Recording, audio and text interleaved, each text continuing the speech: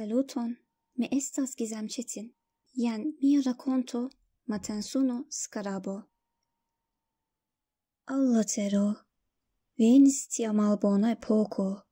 La signoroj kun kolero metis siajn okulojn sur la virinoin. Filoj, edzoj kaj patroj fariĝis malamikoj al siaj patrinoj, edzinoj kaj filinoj.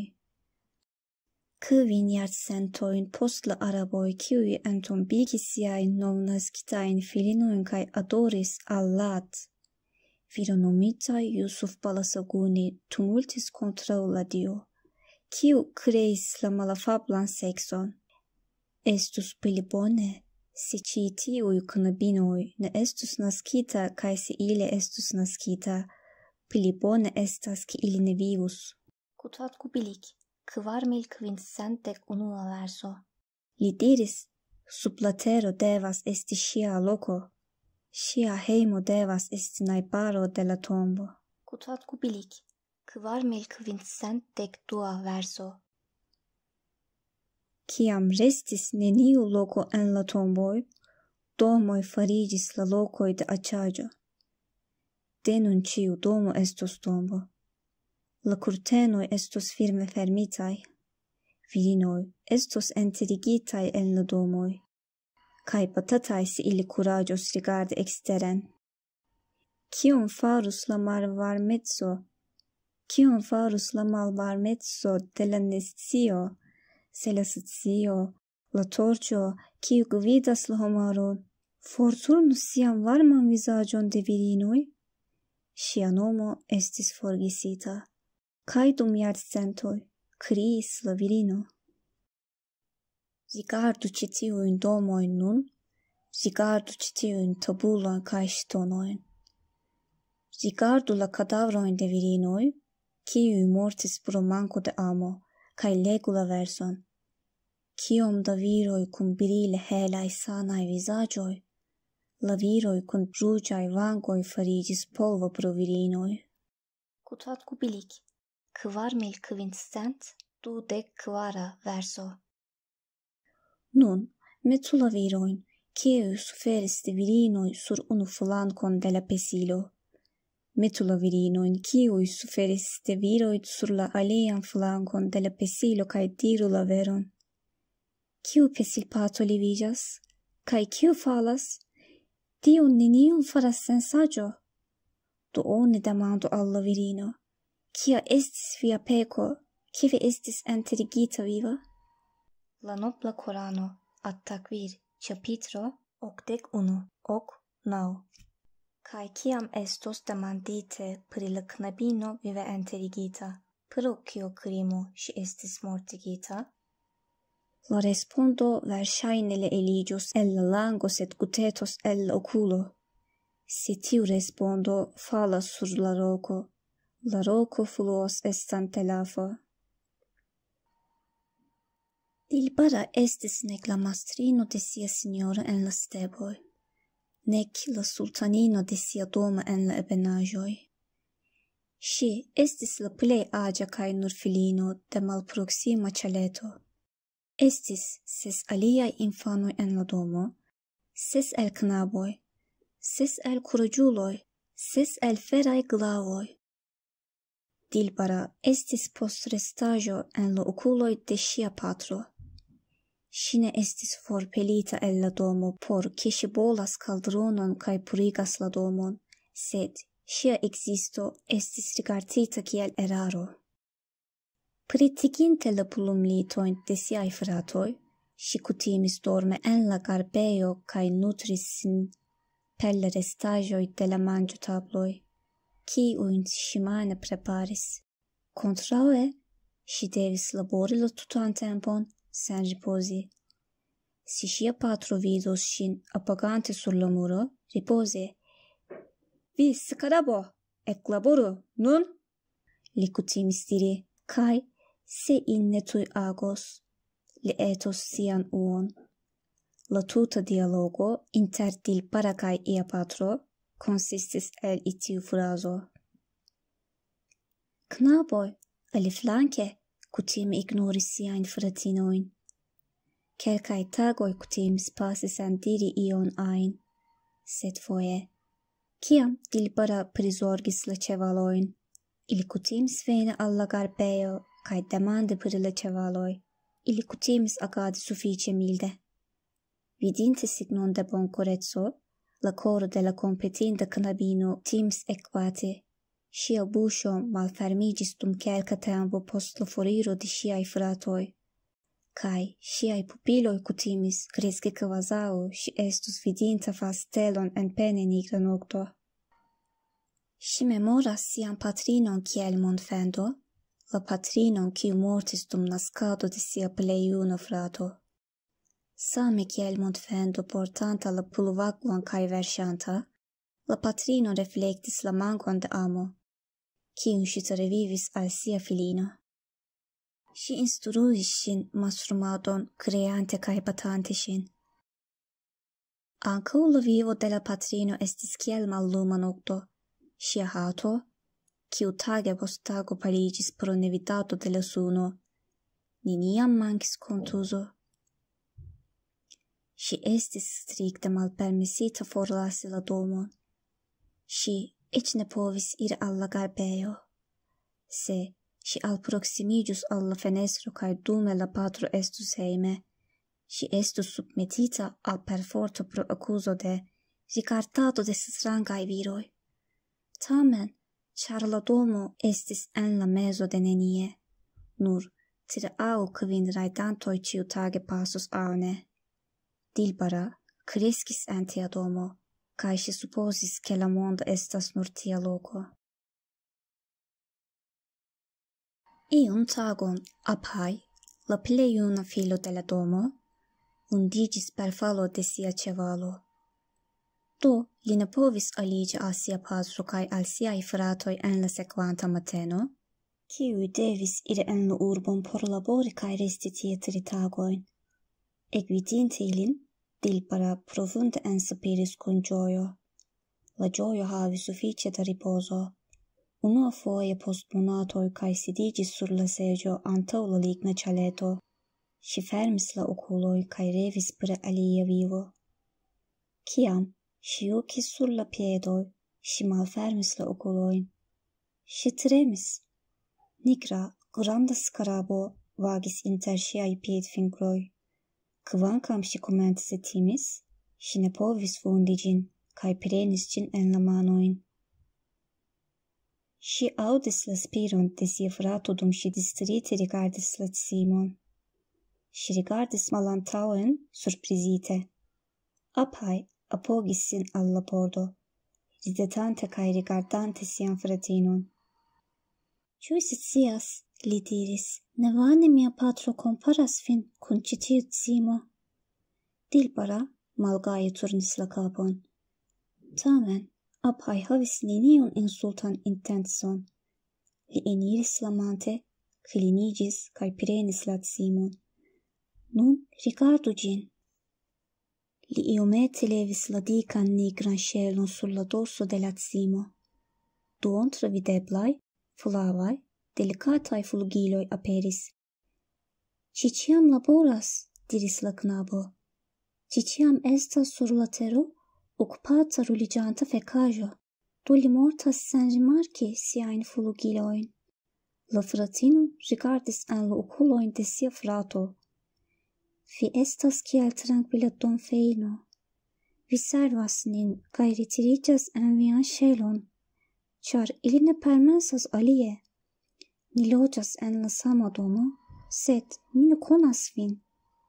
Kiajn sonĝojn vi havas? Kiun manĝaĵon vi ŝatas? Kiun horon de la tago vi ŝatas? Ĉu vi antaŭ ĝojas someron aŭ vintron? Pri kio vi plej scivolas en ĉi tiu vivo? Mi konas neniun el ili. Mi, diris Dilbara, kaj ne povis plu paroli. Ŝi estis blindigita de la rajto paroli, la rajton kiu donis al ŝi por la unua fojo. Vi estas homo, sed ili ne scias ĝin. Tial ili perdas sian propran homaron. Ĉu vi volas ion? Diris la fratino. La vortoj ĵus eliris el ŝia buŝo. ne pensi presia propria vivo farigis reflexo de sci, same kiel sciai oculoi fermigiantai kiam rigardita alla suno, au scia buŝo akvuma kiam ŝi vidas acidan frukton. Ŝi ne povis havi ajnan deziron, imagan aŭ ian celon. Ĉi tio estis trudita al ŝi kiel prioritato. Ni foriru de ĉi tie, diris Apai. Kie? La knabo forlasis la cimon. La cimo svingis siajn etajn flugilojn, mallaŭte alteriĝis sur la teron, glitis en la herbon kaj malaperis. Al malproksime. Egiptujo eble? Ho, venu! Ĉu vi ne tedas vivi tiel? Silentu, infano, vi estas freneza! Dilbara sulkigis la brovojn. Ŝi ekstaris de la seĝo kaj direktis sin al la hejmo. Via piedo estas kripla. Ripozu iom. Se la patro revenus kaj rimarkos, ke vi ne enlitiĝis, mi estos tiu, li kulpigos min. Fratino, diris Apai, tenante ŝian brakon. Ĉu vi ne aŭdas min? Dilbara restis silenta. La knabo daŭre parolis. Skaraboj naskiĝas ene de feka pilko. Kiam tiu pilko degelas en la akvo, ili povas iri al la naturo. Ĉu vi ne pensas, ke estas tempo, ke ankaŭ nia nesto degelu? Ni rajtos mian ĉevalon. Vi kaj mi iros malproksimen. Forgesu pri nia patronon. Ĉesu, teni lian voĉon en via kapo, plenigu la sesakon per ĉio, kiun vi havas, kaj ni foriru de ĉi tie. Apai, ĉu vi serioze? Diris la knabino, murmurante. Ĉu mi aspektas kiel ŝercisto? Baldaŭ la hufumoj frapis la ŝtonan vojon. Ĉe la antaŭo de la rufo ĉevalo estis Apai, kaj ĉe la malantaŭo Dilbara, ili direktiĝis en la kontraŭa direkto de la bazaro, al la supro de la monto. Ili havis kun si 3 aŭ 5 vestaĵojn, kaj lakton kaj panon nur sufiĉe por 2 manĝoj. Ili vojaĝis tre la landoj kiel la vento, kaj kiam ili elĉerpis oron, ili amasigis orojn portante la ŝarĝojn de la homoj, kiujn ili renkontis. Post 4 monatoj ili transiris Azion kaj alvenis Egiptujon. Kiam la sufiĉe maljuna rufa ĉevalo malsaniĝis kaj mortis ĉi tie, ili sciis, ke ilia vojaĝo finiĝis. Ili konsentis kun riĉa terposedanto kaj iĝis kamplaboristoj.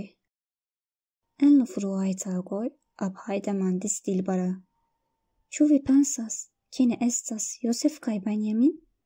Ne, diris la juna knabino firme. Ni ne havas Jakobon.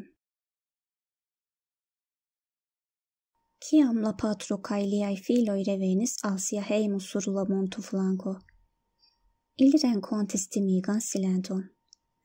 Komence ili ne zorgis, Apai certe eliris por trejni sur sia ĉevalo. Sed la patro grumblis. Kial li kunportis Dilbaran? Virinoj ne eliru el la domo. Sed, dum la horoj pasis, ili maltrankviliĝis. La silenta fejno, kiun ili pensis, ke li estas respondeculo de obeo kaj servo, forflugis. La plej aĝa filo, Kiran, iris malsupren al la grandurbo kaj petis homon pri helpo priskribante siajn gefratojn kaj la rufojn ĉevalon. Neniu vidis ilin, krom arbaristo kiu diris ke li vidis ĉevalon, kiu kongruas kun la priskribo. Kiran kondukis sian ĉevalon rekte al la monto. Li demandis ĉiujn, kiujn li vidis, pri siaj gefratoj. Se li demandus cent homojn, nur unu persono respondus. Post, kiam Kiran eksciis, ke liaj gefratoj transiris la montojn, li adiaŭis sian patron kaj fratojn kaj ekiris. Ĝuste kiel poeto rakontis, forgeso estas en la homa naturo. la plimulto de la homoj ne povis respondi la demandojn de Kiran, la plej multaj en la respondintoj memoris malĝuste, kaj iuj donis malĝustajn informojn por ne diri mi ne scias. Kaj la vojo de la vojiranto turniĝis al tute kontraŭa de la vero orienten. Li alvenis al Ĉinio. Iun nokton en la arbaro li renkontis banditojn. Lia ĉevalo estis mortigita, lia mono estis ŝtelita. Kiam li ne havis ŝanĝon reveni, li fariĝis fremdulo, sklavo de la ĉinoj, vendata en la merkatoj kaj tute dekroĉita de sia pasinteco. Ekzakte kiel lia pilaĝa frato. Unu el la pli junaj fratoj de Kiran perdis sian vivon kiam li iris ekster la limoj de la lando. La aliaj infanoj eliris serĉante la malaperintajn kaj iris al tute aliaj aventuroj. Do, la familio en la ĉeleto estis disĵetita kiel rozariaj bidoj. La patro restis tute sola kun la fantomo de sia edzino, la edzinon kiun li iam turmentis. Estis tia malluma sorto, ke la feliĉo subite malaperis el lia vivo.